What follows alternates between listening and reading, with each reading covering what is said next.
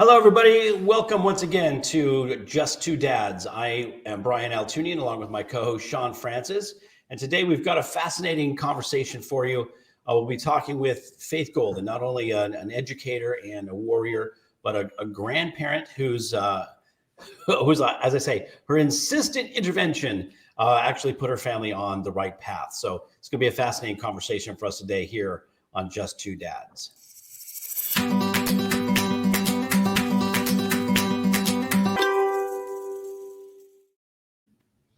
So welcome back. Again, I'm Brian Altunian. I want to thank everybody who's joining us on Facebook Live. Please feel free to leave some comments if subject matter is interesting to you and you've got some questions for us or for our guest. And if you're catching us on our YouTube channel at We Are Just Two Dads, hope you'll subscribe, share the content. Again, put comments, some sort of a note to us if there's a subject matter that you'd like us to cover on our Just Two Dads podcast. And for those of you who are listening on podcasts and WSTX AM radio down in the U.S. Virgin Islands and on our new Roku channel under Empowered Media Communications, welcome everybody.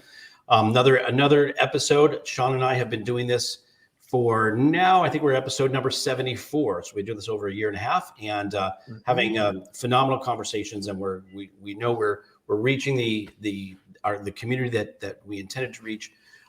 Folks who are dealing with some sort of either medically complex issue in their family or a disability or some special needs issue. And for those folks who took that situation and then turned it outwards and served the greater community. And today is no exception. I'm excited for us to be talking to our special guest. Before we jump into the conversation, I just want to say hello to my co-host and partner in Thrive, Mr. Shawn Francis. How are you today, Shawn? I'm doing great. And I am anxious and ready to jump right into it. So welcome to the show, my good friend, Faith Golden. Thank you. I'm happy to be here.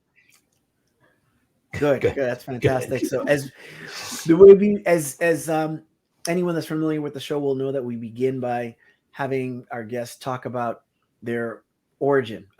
Each person, that is in the role that we are as warriors and parents, as a hero. If you're in the middle of doing what you do, you might not even see it that way, but you are a hero nonetheless. And every hero has an origin from which their superpowers come. So if you can tell us a little bit about yourself, how you were raised and what got you into the area, because what we're going to find out is that you're a grandparent to a child with special needs, but you were serving the special needs community before that, which goes back to when and how you and I met.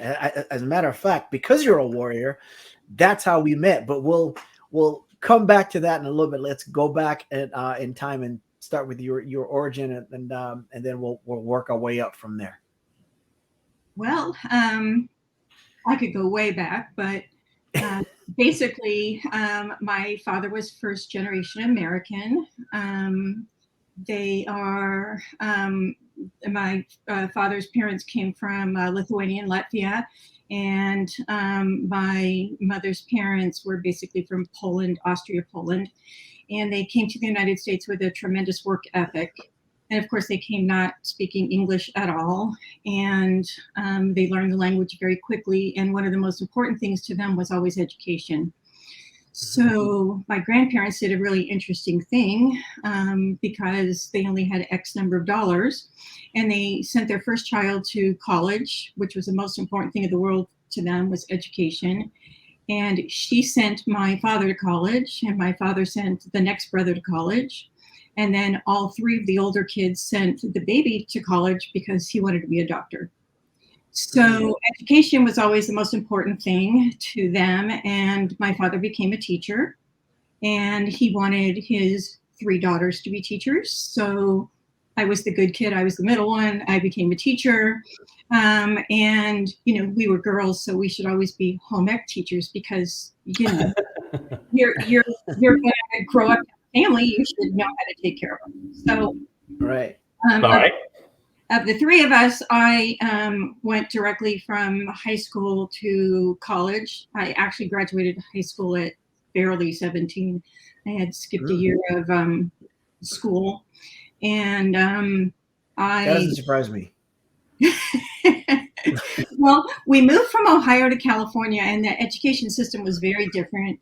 So my third grade teacher thought that maybe I had a disability because I could never answer any of her questions. And that's because I was reading a book under my desk the entire school day. Oh my gosh. I was bored to death. So they Wait, you were bored to death here in California, or you were bored to death in Ohio? I was born in Ohio. Yeah, but you were bored to death. You said you were bored to death at school. Here in California. In California. Okay, just wanted to get clarify which school system was. And it's funny, I before you said that, I was going to ask, were you bored? Were you not challenged? And it's funny, we're kind of laughing here, but there's something to be said for that because, you know, when you're not bored, I just know, and I'm not trying to equate it to genius or any level of intelligence, but all I know is that I was always bored, and I was always a problem academically in school because I had great attendance physically, but my mental attendance was abysmal because I was just never there, and it really bored me. But I'm sorry, Go ahead. And we know that to be the case, that children that are not challenged become behavior problems. Mm-hmm. And I went the opposite way. I wasn't a behavior problem, but I sat there and did nothing. So, I mean, I could already do cursive writing, and I could already, you know, do everything that they were teaching us, the multiplication, whatever it was. I already knew how to do all that because I had already learned it the year before. So they skipped me ahead to fourth grade. And then in high school, we went from the AB, which is where you could start school in January if your birthday was that, and they moved us ahead again. So I was a whole year ahead in school. Wow. So a lot of my friends graduated high school at 16. But where my birthday was in March, I graduated high school at 17. So I graduated college with my teaching credential and my bachelor's degree at 21. Wow. And I had my child at 22. So I was really precocious, I guess, at doing things. So anyways, education was always extremely important in our house, and I'm an avid book reader. My daughter's an avid book reader. There's always books everywhere. And my father, one of the things that he always said was, you learn something new every day. And if you don't, there's something wrong. Yeah. Mm-hmm. Sure. So that's how I was raised. And again, as the middle child, you know, the middle child is always the pleaser, if you will. Yeah, so, that's me. That was me. Yeah. Yep.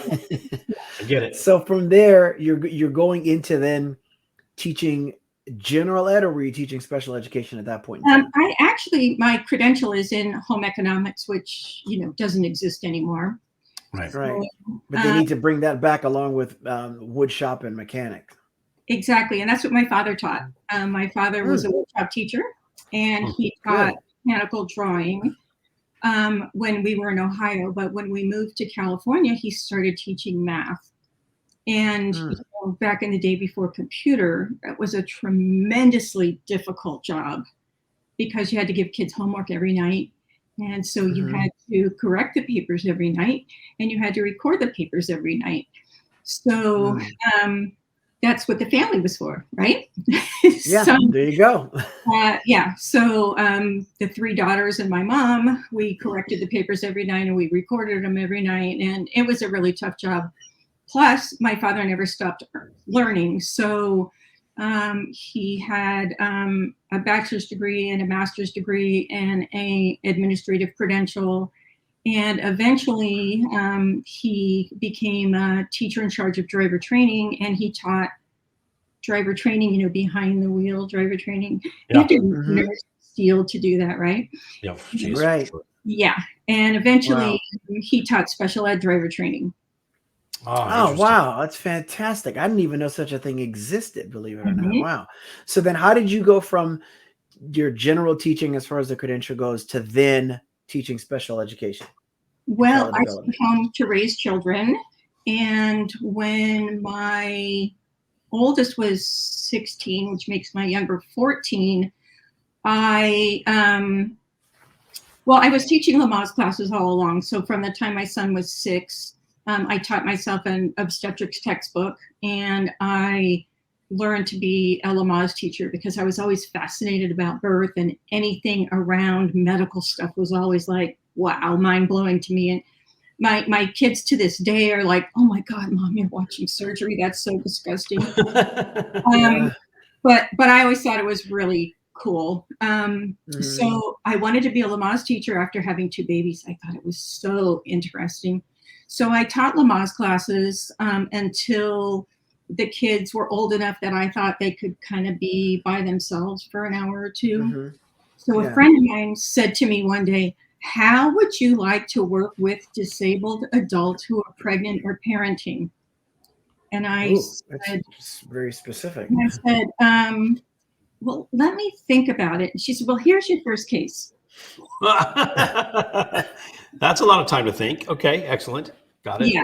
So that's what brought me into the world. And as I was working with these adults, and I was going into labor and delivery with them, and then helping them with the babies once they were born, I found that all of their children had disabilities. So I learned about the regional center and how to get them SSI and how to get them connected with all the services that were in the system. And I finally decided this is what I want to get my master's degree in. Interesting. I went back to school, and then there were 3 of us in college, my son, my daughter, and I. We were all in school. I was getting my master's degree. She was getting her bachelor's, and my son was in junior college. So that's what I did, and I loved it, and it was so interesting, and just learning about all these little ones and the different disabilities and what we could do through early intervention to get these kids help really early on. And it was just fascinating. I loved it, and I worked out of my car and went to people's houses for 2+ years. And finally, somebody said to me, they need a preschool teacher at Hart Street School. And I went, oh, but I love what I'm doing. They said, just go meet her. So I went to meet her, and she said, well, let me introduce you to the principal. So I went in to meet the principal, and she said, do you have an early childhood special ed credential? And I said, yeah. And she said, you're hired. Oh. Wow. I said, hired for what? Right. She said, well, we need an early childhood special ed teacher. And I said, but I was just here observing, don't you need references, and don't you want to see all my work samples that I've been putting together, through all of my, she said, no, you're hired. And I said, can I think about it until Monday? So I talked. Which obviously you could. Yeah, which obviously you could, because you had the upper hand, because they were like, we need you. We need you. Yeah. So how long did you do that then? I taught preschool special ed for 10 years until we found out that I have what's called an IgA deficiency, which is an immune compromised system. And the doctor said, if you would like to live to see grandchildren, you will stop teaching now. So, because I was sick all the time, and they were running out of antibiotics to treat me with. And so that was the end of my teaching career. Wow. And how long ago was that, by the way? Go ahead. Sorry. How long ago was that? If I had a memory, I could tell you. Okay.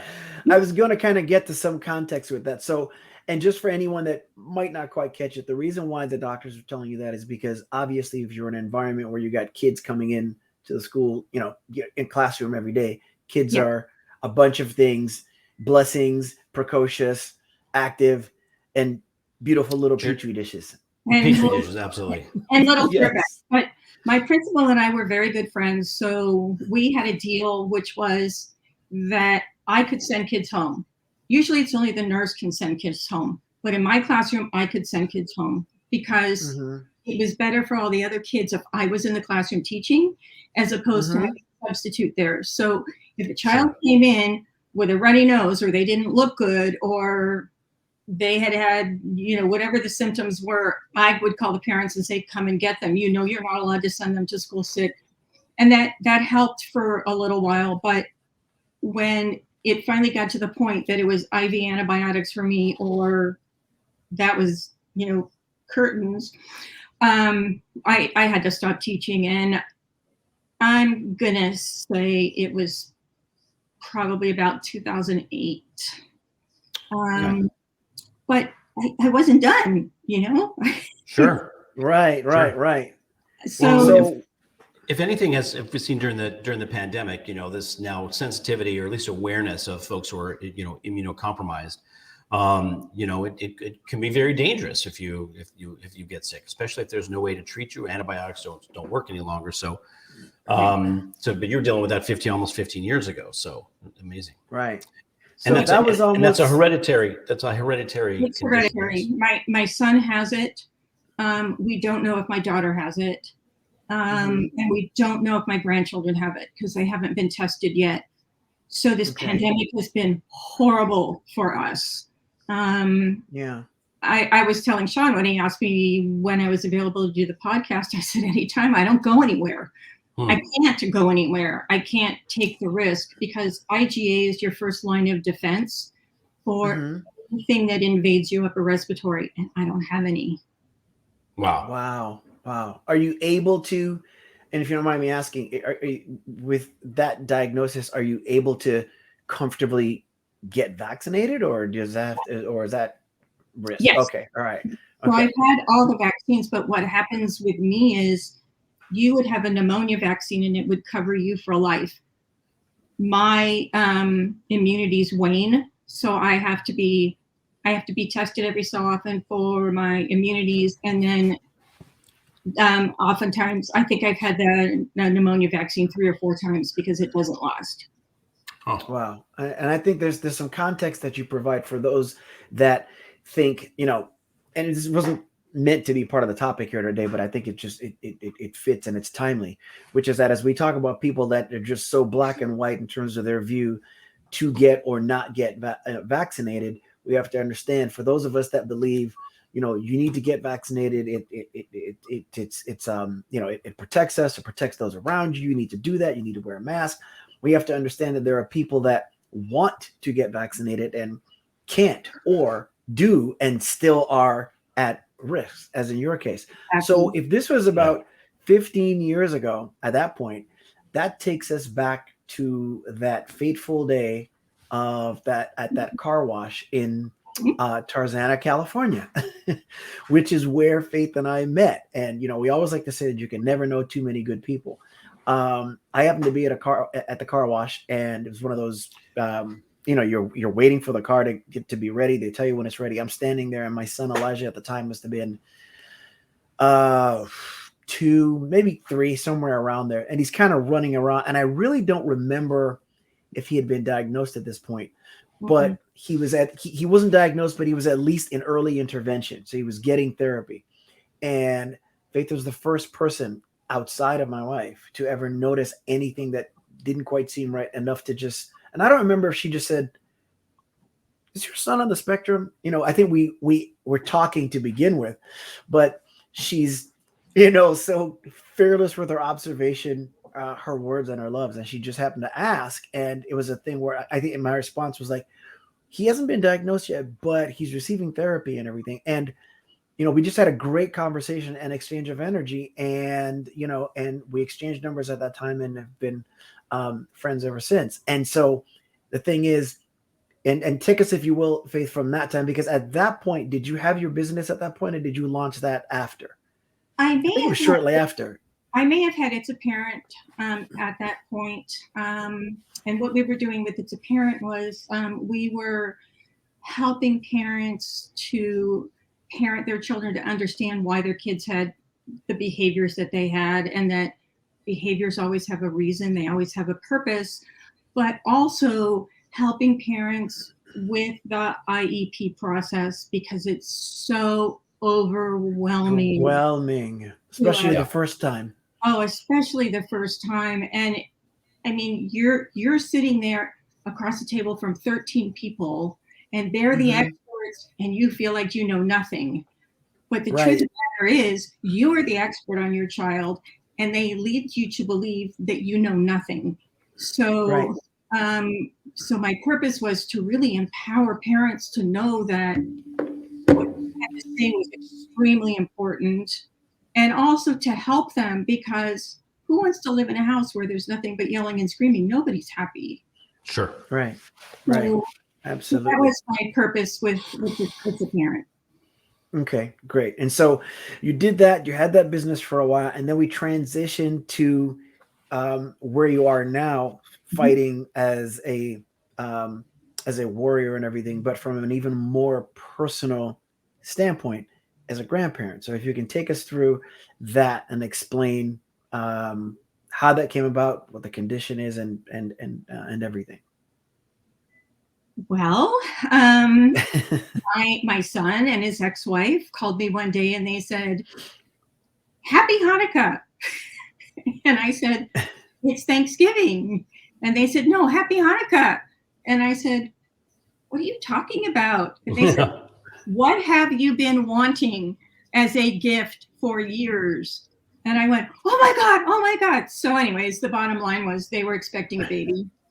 That's awesome. And yes, and they went through, all of the prenatal visits and all of the tests. And some of the early tests were the AFP test, and they were positive or iffy for like Down syndrome and that kind of thing. So they went on to have an ultrasound, I think at like 30 something weeks or late 20s weeks, and they found that the baby had growths in her heart.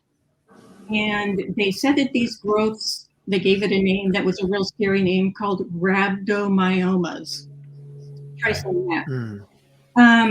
And so she went to see a cardiologist, and the cardiologist said there is a 60 to 70% chance that your fetus has something called tuberous sclerosis complex. But there is no way to tell until the baby is born. And they were way past any possibility of doing an abortion because the fetus is viable at 20 weeks. Yeah. So did they explain what that complex was? Did they give you, They did. But my son was never really good at explaining everything to me. And I think that he was also trying to be as upbeat and as positive as he possibly could for himself and for his ex-wife, the mother of his baby. So he didn't do a lot of research. But with my background, I immediately delved into it and I learned everything I possibly could learn about it. And it was really scary. So what tuberous sclerosis complex is first of all, it's a very rare disease. There's only about 50,000 people in the United States who have it, and 100,000 people worldwide who have it. So the body produces or doesn't produce certain compounds that allow the body to make tumors in different places of the body. I always say think of little tiny potatoes because I call them tubers, but they're actually tumors. And they grow in their hearts, in their kidneys, in their brains, and in other parts of the body. And they also have a telltale sign that's called an ash leaf spot. It actually has a scientific name, but that's one of the things that if they have two of the different signs, that a doctor will usually say, yes, they have it. So, and a lot of times they have seizures as well. So I knew that it was possible that this baby was going to be born having seizures because a lot of the babies are born having seizures. So what happened is that they were seeing a regular OBGYN who was going to be delivering the baby, and I was scared to death that this baby was going to be born actually having tuberous sclerosis. And She was going to be delivered by a regular OBGYN at a regular hospital who didn't have the resources to take care of a baby that was going to be born having seizures or having tuberous sclerosis, and they wouldn't know what to do. So unfortunately, what happened was that 2 weeks before due date, the baby started having heart irregularities, and the OB said, "I'm not delivering your baby. She's now high risk." But they didn't have a high risk OB who had been following her. They'd had a high risk OB who was following but didn't deliver. So now they were sent to UCLA to have the baby delivered, but they didn't have a doctor who knew the case. So let me ask you, did the doctor simply say, this baby is high risk, I'm not going to deliver, or this baby is high risk in the baby's best interest, someone that's a specialist needs to deliver it, let me help you find any? It was just like, I'm out. I'm out. Wow. Great. I mean, that's what I was told. I didn't go to any of the OB appointments. I was just going to ask that if you had been in attendance to any of those meetings. No. My daughter-in-law, my ex-daughter-in-law, was very. She kept all of that really to herself and to the two of them, and I wasn't invited to go to any of those appointments.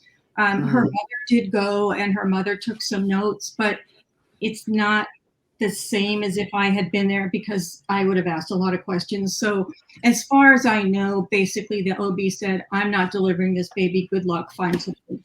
Wow. So, but she also said this baby needs to be delivered right now. She's having heart irregularities. So they went to UCLA and they induced labor. And when they turned off the Pitocin, which is what induces labor, they said, "Well, your body's not ready because it's not taking over." And they said, "We're sending you home." Oh my gosh. So there's no response to the Pitocin, and as a result, they're like, right. So I just about went ballistic because I had read all of the material and everything on tuberous sclerosis. I knew what the possibilities were. I knew this baby had growths in her heart. I knew that it was very possible that she might not survive. She was having irregular heartbeats already. And the resident or the intern or whoever it is who was seeing them said, "Go home." And I said, "Are you out of your mind?" Incredible. So now, meanwhile, my son is, "Mom, calm down. You don't want to get her upset. She's carrying the baby. Whatever she does affects the baby." And I'm trying to stay calm, but I got to tell you, it's not my MO. So they went home. And nobody had formally diagnosed TSC at this stage. Is that right? They couldn't diagnose it until the baby was born. Oh my gosh. Guess was 60 to 70% she had it. Oh my gosh. They said, "Come back in a week." They went back in a week. They induced her again. Same thing happened. They said, "You can stay and we can rupture your membranes and have a baby today, or we can send you home." And I talked to her mother and I said, "They need to have this baby now." And her mother said, "I'm not interfering. It's up to them. They're adults." And it's almost like you always strike a balance between not blaming someone and kind of at the same time acknowledging, hey, this needs to be done. But different people, we all respond to things in different ways based on our experience. And yours is obviously exceptional. Yeah. And I didn't want to, risk alienating my son, but I didn't want to risk this baby's life either. So I went to the doctor and I said, "Are you going to sign a piece of paper that says that this baby will come out alive if she's born next week?" And of course, "Well, there's no guarantees, ma'am." So they went home. Point. Yeah. So they went home. And the whole time I'm thinking, this baby isn't going to live. Baby isn't going to live. This baby isn't going to live. So they went back the next week. She's now 41 weeks pregnant. Normal pregnancy is 40 weeks. And they induced labor again. And I said, are you going to send her home if this doesn't work? And they said, absolutely no, she's going to have the baby. So they induced labor. I'm not allowed in the labor or delivery room. It's just the two of them. And my son's coming out and giving us updates. Eventually, her blood pressure goes through the roof. So they have to give her medication for the blood pressure, which is horrible for the mother. The side effects from the magnesium sulfate are just not great. The baby is finally born.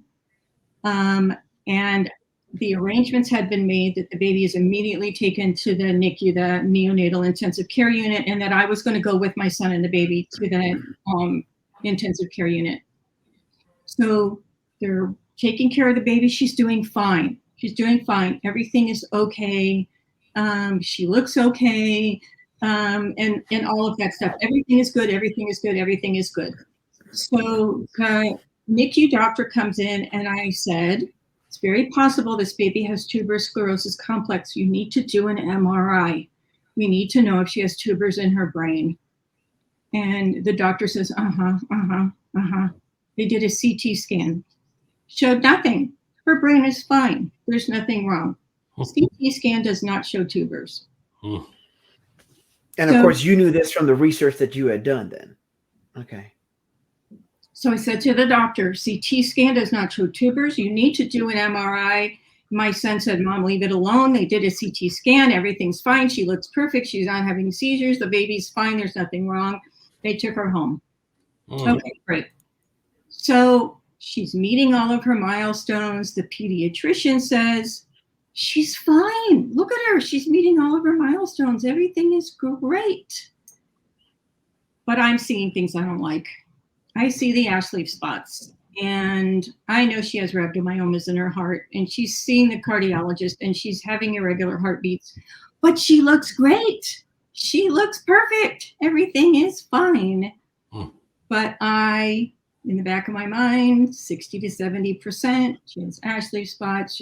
Anyways, so finally, I'm researching tuberous sclerosis complex clinics. And you know what the bottom line is here? There was a TSC clinic at UCLA. The cardiologist never referred them to the TSC clinic at UCLA, which they should have done at birth. We would have known at birth that she had it. So knowing that it can't be determined, it can't be diagnosed prior to birth, it sounds like you had a plethora of walls that were up that prevented you from being able to just find out. Let's just get the test and see if this is done. And primarily in family, so nobody wanted to kind of rock the boat. And we're all happy we have a baby. It's our first, and she's fine, and everybody's saying that she's fine. So Mom, stay out of it, right? You know what you're talking about. Like the doctor. And let that be a lesson for families that are listening. There's several things here.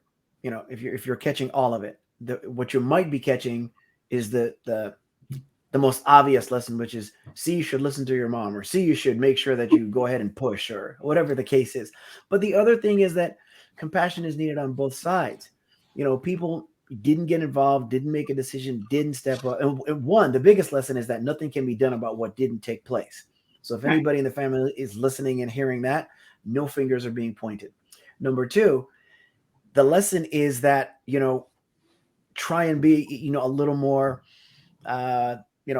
open-minded to situations that don't necessarily cause any harm or don't necessarily hurt. Nobody judges you if you're resistant to taking the step, because when it comes to medical treatment, even just an annual physical, different people based on, I don't know, I almost want to say both gender and culture or whatever, almost don't like to deal with that even. But the bottom line is, if we're putting off the inevitable, if there's if there's a problem at hand, the sooner we find out about it, the sooner it can be dealt with.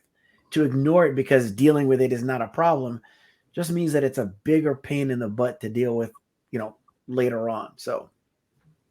Well, and your first child, as a child who's having their first child, you're like, I've never done this before. And you can take one of two ways. I'm doing all the research myself. I'm figuring out where development, milestones are. And, and then I've got my mom who's, in my ear and, do I listen to my own instinct or do I listen to my mom? And by the way, I said this before, Faith, I had the same situation with our first child, who actually is joining us joins us every week on our podcast, Joe. Where my mom was like, maybe you should have her hearing checked. And we had her hearing checked, and the hearing institute was like, her ears are fine. She can hear everything. But if you are concerned, and here's the challenge, right? Some people will just end there. We actually had somebody who said, but if you're concerned, the next step that you can take is go see a neurologist. And so we went to go see a neurologist, and I went to go see the neurologist just so that I could kind of put an end to it and say, look, Mom, I did it. And, there's nothing wrong. And then, of course, we had the diagnosis of a little bit of a developmental delay. And so, after that, I was like, I better listen to my mom more often. But your instincts were, this was not, this is not, something mild. This is something with, tumors growing inside various, vital body organs. And so they've taken the baby home now, and, and when did they, because something occurred that made them kind of go, oh, wait a minute. So can you tell us about that? How long into this now that taking the baby home? And Well, it was me. I'm a child development specialist. I was watching this baby. I was there at least 3 or 4 days a week, working with her, making sure that she met all of her milestones. And by the way, she walked at 9 months, which is really early. Yeah. She was doing great, but I knew in the back of my mind from my research that something wasn't right. And, I tell parents all the time, if you think something's wrong, you gotta check it out. Parents are almost always right. But in this case, I was right. So I looked up tuberous sclerosis clinics. I went to the Tuberous TSC Alliance website. I found TSC clinic. There's one in Oakland. There's one in at Children's Hospital in Orange County. There was one at UCLA. So I did some research, and I find that they were doing a study on children that were 12 to 18 months. So I talked to my son, and I said, just like what you just said, it won't do any harm to take her. Let's take her. Let's see what the deal is. And it was very expensive, like $1,800 or something like that, to have the genetics run to see if she had TSC, but they were paying for it as part of this study. So I said, let's just take her. So you almost have to at that point, considering right. what it would cost otherwise. Yeah. Right. So I got him on the phone with the doctor, the head neurologist, and they talked. And one of the things that she said was that the patent or whatever on their genetics test was running out, and eventually it wouldn't cost that much. But to bring her in and let's check her out and let's see what the situation is. But they dragged their heels long enough that she was past 18 months and she couldn't get in under the study. But I was relentless, and they finally made an appointment to go in and see the doctor when she was around 2. The doctor took one look at her and said, she has tuberous sclerosis. We need to do an EEG. Wow. And how did he notice that by looking at her? How was that possible? From the rhabdomyomas heart, from the tumor, the rhabdomyomas in her heart, and the Ashleigh spots. And I don't know how many she has. I don't remember, but they're way obvious. So if now the spots are obvious to the naked eye. How do they determine the tumors on the heart? Because she'd been followed by her cardiologist since the day she was born, and they're still there. A lot of times they disappear by the time the kids are a year old, but hers are still there. And yet there was still this fight to even get a diagnosis. It seems like, if they're there on the heart, it's obvious that those are there, and then the marks that you were talking about are there. But they could be something else, and they weren't causing any harm. In the beginning, they were in the way of how her heart was beating. But as she got bigger, they stayed the same, so they became not a problem. So it wasn't impairing her in any way, shape, or form. So she was very energetic. You know, like I said, she walked at 9 months, so it didn't impair her in any way. But I knew from everything I read that the likelihood was there. So she had her first EEG, which was to check to see if she was having seizures. And in a 4-hour period, she had 8. In a 4-hour period, she had 8 seizures. 2 years old. Amazing. Wow. So all I could think was, this child has been having 48 seizures a day since she was born. Considering that 8 hours, yeah. I mean, and what kind of damage have those seizures done to her brain? Nobody knows. And you know what? Honestly, it doesn't make any difference. And let me tell you why. My son and I were talking about this morning. They put her on a medication called Keppra immediately, which was to stop the seizures. It never worked. And they ended up adding another medication, and another medication. So by the time she was 3, she was on 4 anti-seizure medications. Jeez. None of them worked. She was still, every time we took her in for an EEG, having at least 14 seizures a day. So this is one of the things that we talked about this morning, is maybe it was a good thing that she hadn't been diagnosed and she wasn't on the medications, because each and every one of those medications that she was on was a Valium type medication, and it slowed her learning progress down. She would walk into walls. She would fall over things. She was like totally medicated. And if we had started medicating her at birth, would she have achieved what she achieved up until now? No, especially walking and everything. Yeah.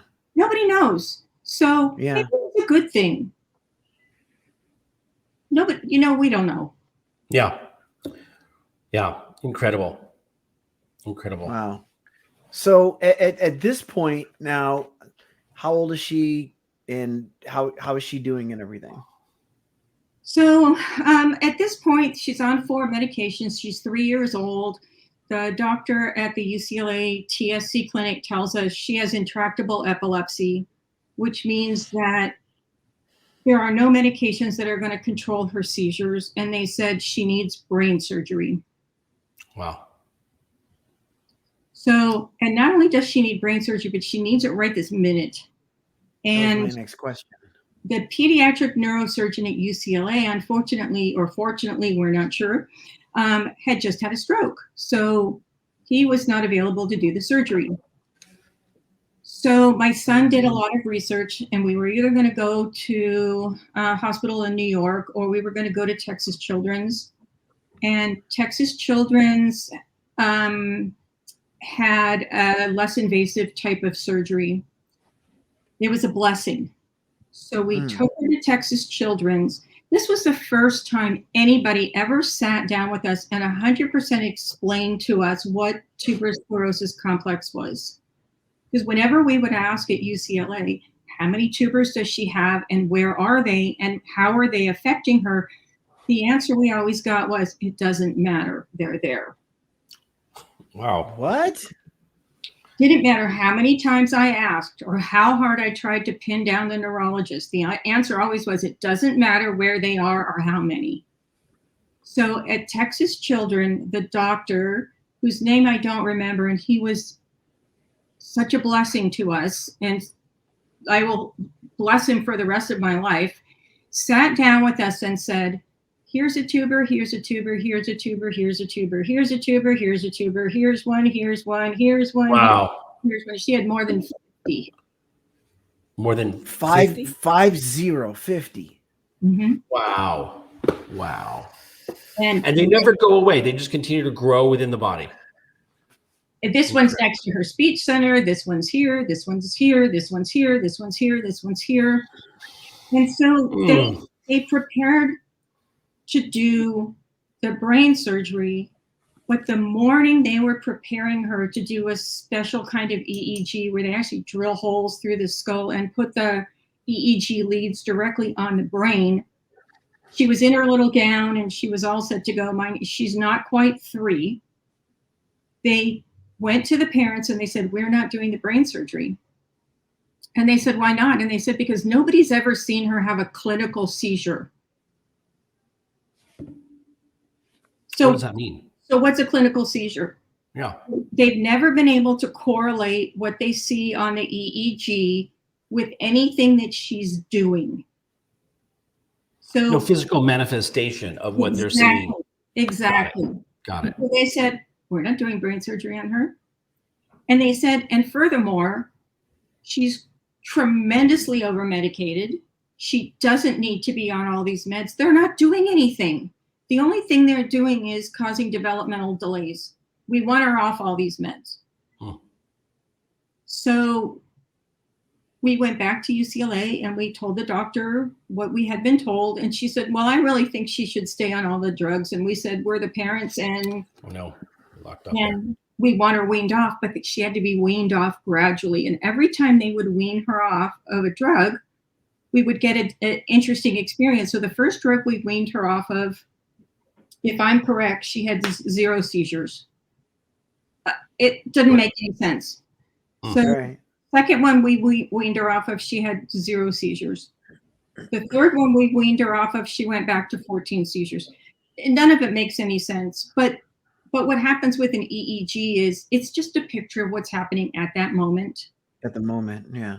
So you don't know. So we left her on the Keppra, which is the first medication that she was on, and we switched hospitals. We went to Children's Hospital, Orange County. We had the best doctor ever, Dr. Zuponk, who was an epileptologist. And the first thing she said to us was, we need to have the genetics run. We need mom and dad to have genetics run. And we need to take her off Keppra. It doesn't work on the kind of seizure she has. Wow. No wonder she's having seizures. It doesn't work. Yeah. Wow. It's amazing journey here so far. Yeah. So we move forward to kind of where she's at now.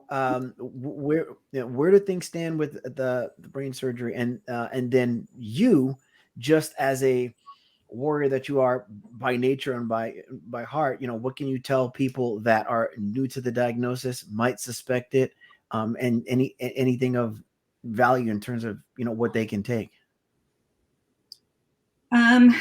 Well, first of all, she's doing really well. She's 9. She's in the 3rd grade.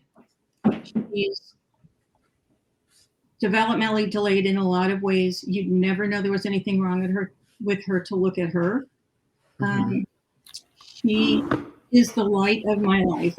I love her to pieces. We do a lot of Zoom phone calls where we play on the computer. In terms of schooling, she has an individualized education plan. She has what's called a one-on-one or other classroom support. So she has an adult with her at all times because she has a seizure disorder. So she can have a seizure at any time. She mainly has what they call silent seizures. And if you go to the epilepsy website and you think your child is having seizures, they actually have a link that you can go to that will help you diagnose what type of seizures your child might be having, which is extremely helpful. Where's that found, Faith? I'm sorry. Epilepsy.com. On Epilepsy.com. Okay, good. All right. And for those watching, it's on the screen. Good. Yes. She basically has absent seizures. So she's not there, and her eyes will blink or she'll rub something. They can last 20 seconds. We had an experience with one that lasted a very, very long time, but that's really unusual. Her long-term memory is fantastic. Her short-term memory is not very good. She's not reading very much. Math is really difficult for her. But if you ask her anything about penguins, she can tell you a whole story. So just kind of depends on It varies. Yeah. on what her interests are. Her social skills are not 9-year-old level, but that's okay because a lot of people with tuberous sclerosis never get past the infant stage. 50% of people with tuberous sclerosis have autism as well. 50 or more percent of people with tuberous sclerosis have comorbid attention deficit hyperactive disorder, which she has. 50% or more people with tuberous sclerosis have epilepsy. Wow. So there's a lot of stuff that goes with this, and there's a tremendous amount of research being done on people that have been diagnosed with ASD to go back and see if they have tuberous sclerosis, because again, the 50%, and so a lot of people who have ASD are being diagnosed with tuberous sclerosis because of their ASD diagnosis. Gotcha. So Okay. there's a tremendous amount of research being done around epilepsy and autism spectrum disorders because of the connection. And tuberous sclerosis is considered a rare disease. So there is help for people with tuberous sclerosis through the National Organization of Rare Diseases. So for example, if you wanted to go to have a second opinion, you live here and you want to go to New York, there are funds available to help pay for that trip and to pay for the hotel stays for that kind of thing. So I think the most important takeaway from all of this is don't be afraid to find out if there is a medical issue. You know, the worst thing that happens is you find out that there's nothing wrong and you can go, no problem. Right. And Right. if there is something, then you'll deal with it. Your family and your friends and your community, they are all there for you to help you. I am an education parent mentor for the Tuberous Sclerosis Alliance. If your child has tuberous sclerosis and they're going to a school and they've never heard of it, you can call an education parent mentor and we can help to explain to the school what tuberous sclerosis is, what the school can do to help the child, what kind of supports the child needs, and we can help the parent with advocacy for the child. You don't have to do it all on your own. That's fantastic. That's great. So we have everything up on the screen with anyone that's, that's for those that are watching versus listening. Those resources are on the screen. And we're at the point right now. We did tell you, Faith, that hour would go by very quickly, as you see it has. And this is the portion of the show where we, as we get ready to kind of close out, we'll usually ask our guests to the following. Our ability to change the world is going to be based on our ability to change ourselves, or our willingness to do so. So with that in mind, give us an example of just one thought or belief that you held dear and believed for, quite some time, maybe all your life, but no longer do.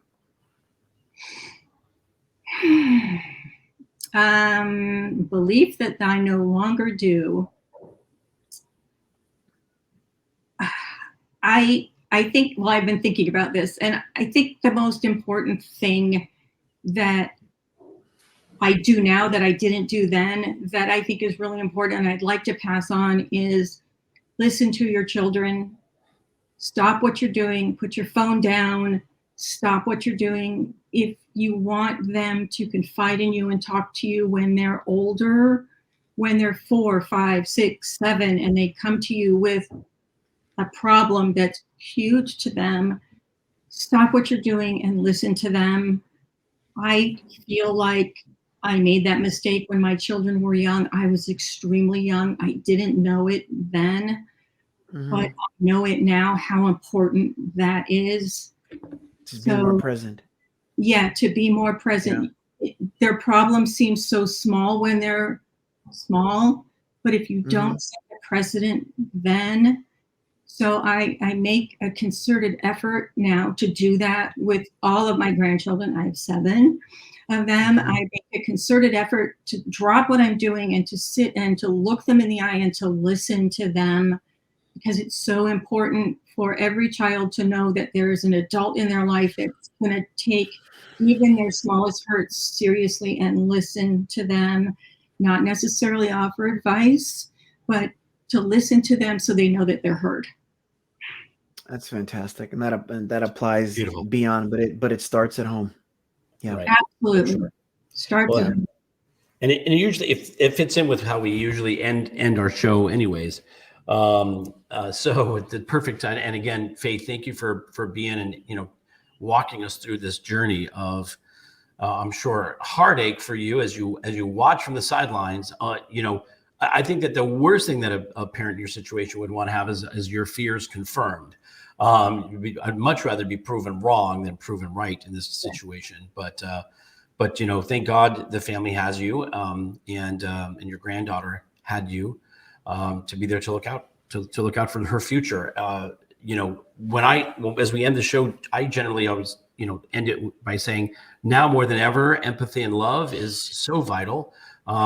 If we see a situation that just doesn't look right, have a feel of, you know, sense of empathy.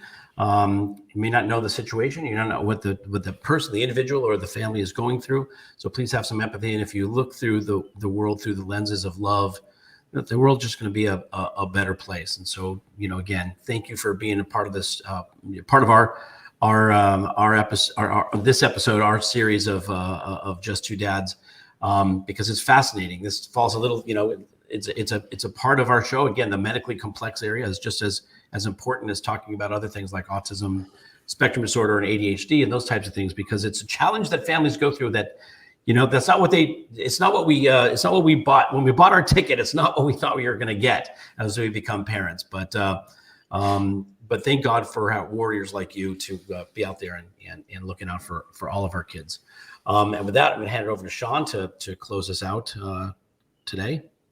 Well, I want to once again thank Faith for her time here, and looking forward to the value that we can add to other people's time. Somebody's going to look at this, you know, even though we're going live now, somebody's going to look at this 2, 3, 4, maybe 6 months from now, maybe even later, and have value added. And I'm looking forward to the value that we can add with future projects and outreach as well.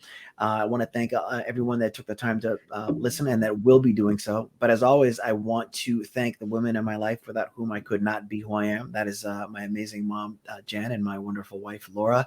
And just remember that, you know, somebody someplace needs to know that they matter, needs to know that they're seen, needs to know that they're heard. And our biggest nightmares are somebody else's goals and dreams. And as the Muhammad Ali said, you know, service to others is the rent we pay for our room on earth. So we got to make sure that we take care of each other and do the best we can to be the best we can. So with that said, thank you very, very much.